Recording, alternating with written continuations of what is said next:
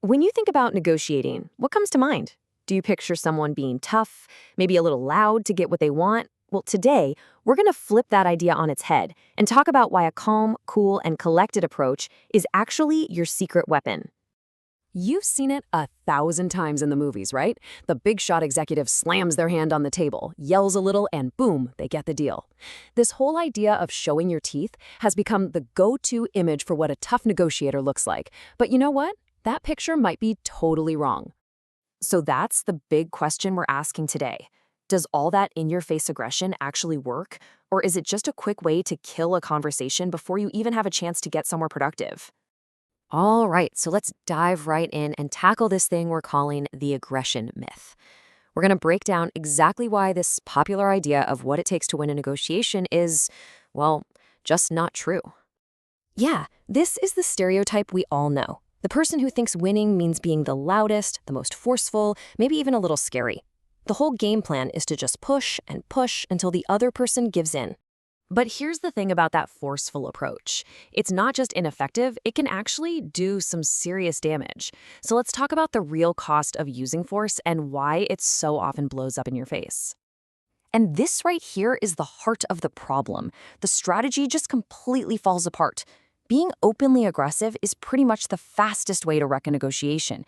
It can turn what could have been a great agreement into an absolute disaster. Just think about it for a second. When we feel threatened, our brains basically go into fight, flight, or freeze mode. And that's exactly what happens here. First, your aggression might just scare the other person and they'll freeze up or want to get out of there. Second, it can make them just shut down entirely. They stop listening, stop talking. Or third, and this is the fight response, it just makes them get aggressive right back at you. Now you're just in a battle where nobody's going to win. So if being aggressive is the wrong way to go, what's the right way? Well, it's not about being a pushover. It's about mastering the art of calm confidence.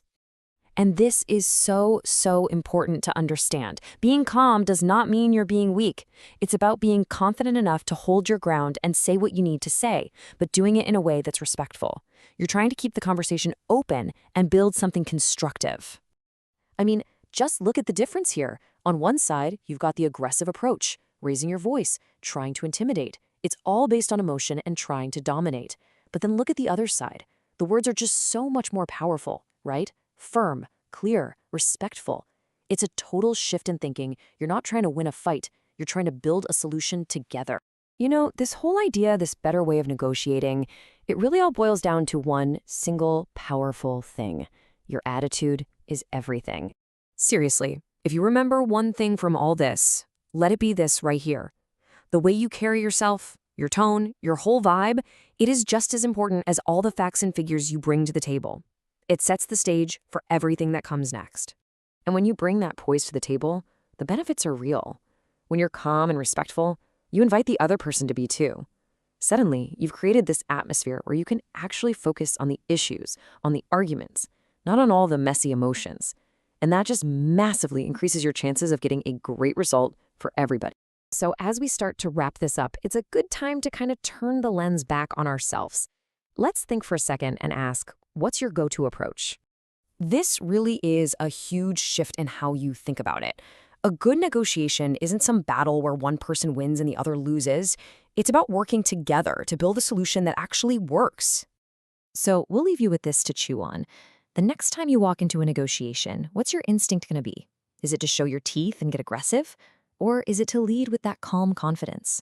Maybe, just maybe, your perspective has shifted a little. What do you think?